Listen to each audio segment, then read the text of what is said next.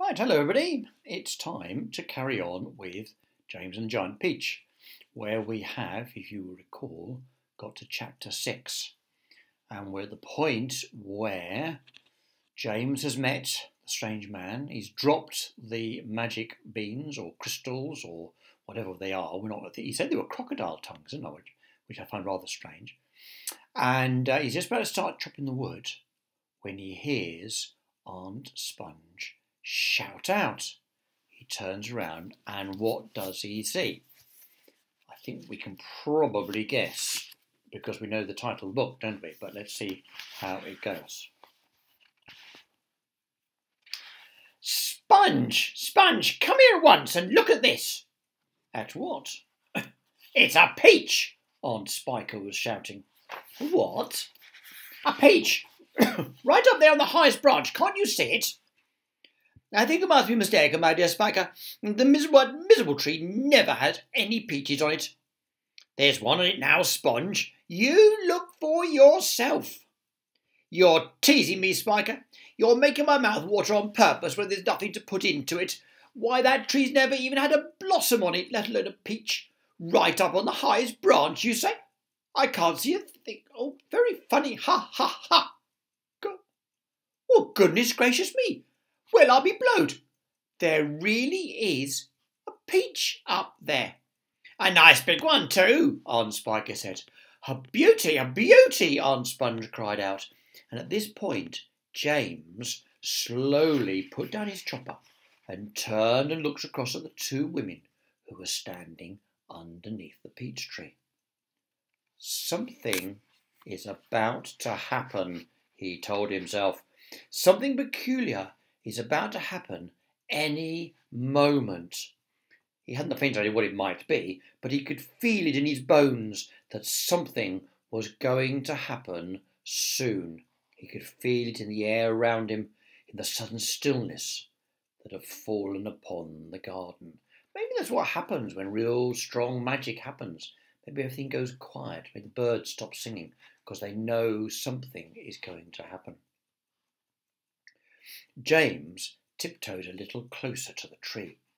The aunts were not talking now. They were just standing there, staring at the peach. There was not a sound anywhere, not even a breath of wind, and overhead the sun blazed down upon them out of a deep blue sky. It looks ripe to me, Aunt Spiker said, breaking the silence. Well, then why don't we eat it, Aunt Sponge suggested, licking her thick lips. We could have half each. Hey, you, James, come over here once and climb this tree. James came running over. I want you to pick that peach up there on the highest branch, Aunt Sponge went on. Can you see it?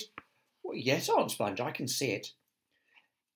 And don't you dare eat any of it yourself. Your Aunt Spike and I are going to have it between us right here and now, half each. Get on with you. Up you go. James crossed over to the tree trunk.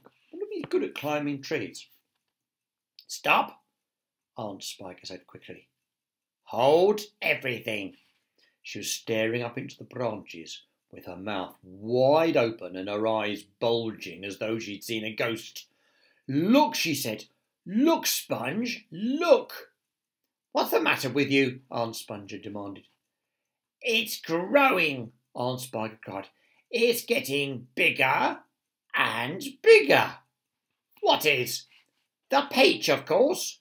You're joking. Well, look for yourself. But, my dear Spiker, that's perfectly ridiculous. That's impossible. That's... Now, wait, just a minute. No, that can't be right. No, yes. Goodness, the thing really is growing. It's nearly twice as big already, Aunt Spiker shouted.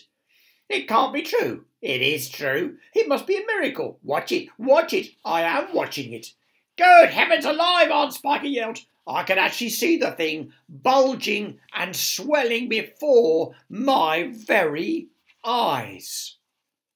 Well, little old man said there'd be some amazing magic, didn't he? It looks like something very special is happening. Should we go on chapter 7? See what happens next.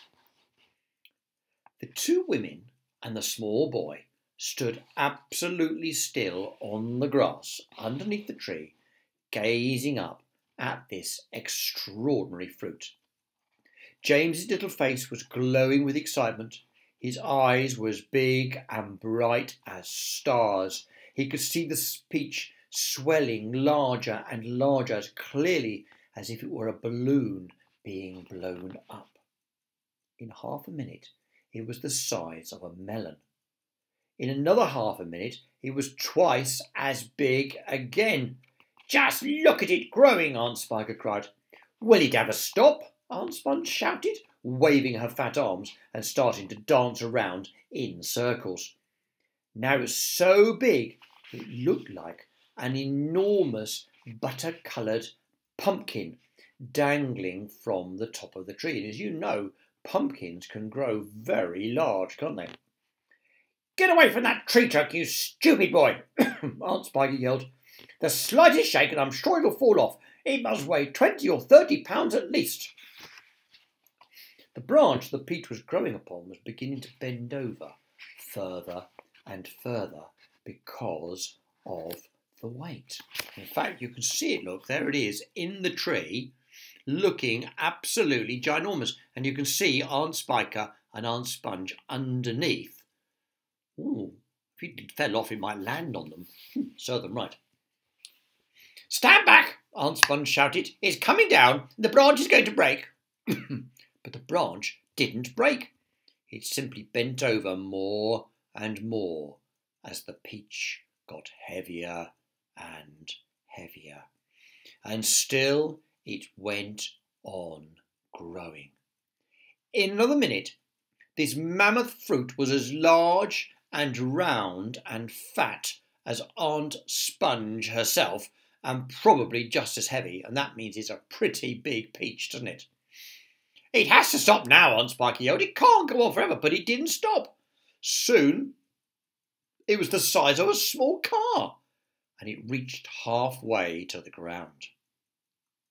Both aunts were now hopping round and round the tree, clapping their hands and shouting all sorts of silly things in their excitement. "What a peach!" Aunt Spiker shouted. "What a peach!" "Terrifico!" Aunt Sponge cried out. "Magnifico! Splendifico! And what a meal!" That's all she cares about, isn't it? Things to eat.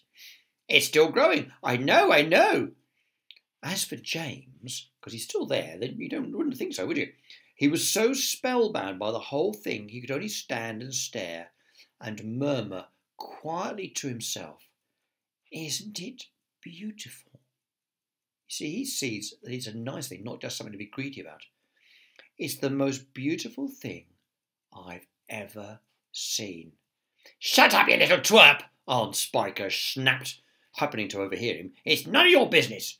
"That's right," Aunt Sponge declared. "It's got nothing to do with you whatsoever. Keep out of it." "We know it's got everything to do with him, hasn't it?" "Look," Aunt Spiker shouted. "It's growing faster than ever now. It's speeding up." "I see it, Spiker. I do. Bigger and bigger grew the peach. Bigger and bigger and bigger. And then at last, when it had become nearly as tall as the tree that it was growing on, as tall and wide, in fact, as a small house, the bottom part of it gently touched the ground, and there it rested. "It can't fall off now," Aunt Sponge shouted. "It stopped growing," Aunt Spiker cried. "No, it hasn't." "Yes, it has." "It's slowing down, Spiker. It's slowing down, but it hasn't stopped yet. You watch it." There was a pause. "It has now." "I believe you're right. Do you think it's safe to touch it?" "I don't know. We'd better be careful." Aunt Sponge and Aunt Spiker began walking slowly round the peach, inspecting it very cautiously from all sides. They were like a couple of hunters who had just shot an elephant and were not quite sure what to do about it. And the massive round fruit towered over them so high they looked like midgets from another world beside it. The skin of the peach was very beautiful, a rich buttery yellow with patches of brilliant pink and red. Next time you get to see a peach, those are the sorts of colours on it. Aunt Sponge advanced cautiously and touched it with the tip of one finger. "It's ripe," she cried. "It's just perfect. Now look here, Spiker. Why don't we go and get a shovel right away and dig out a great big chunk of it for you and me to eat. No, Aunt Spiker said, not yet. Why ever not? Because I say so. But I can't wait to eat some, Aunt Sponge cried out. She's so greedy, isn't she? She was watering at the mouth now, and a thin trickle of dribble was running down one side of her chin.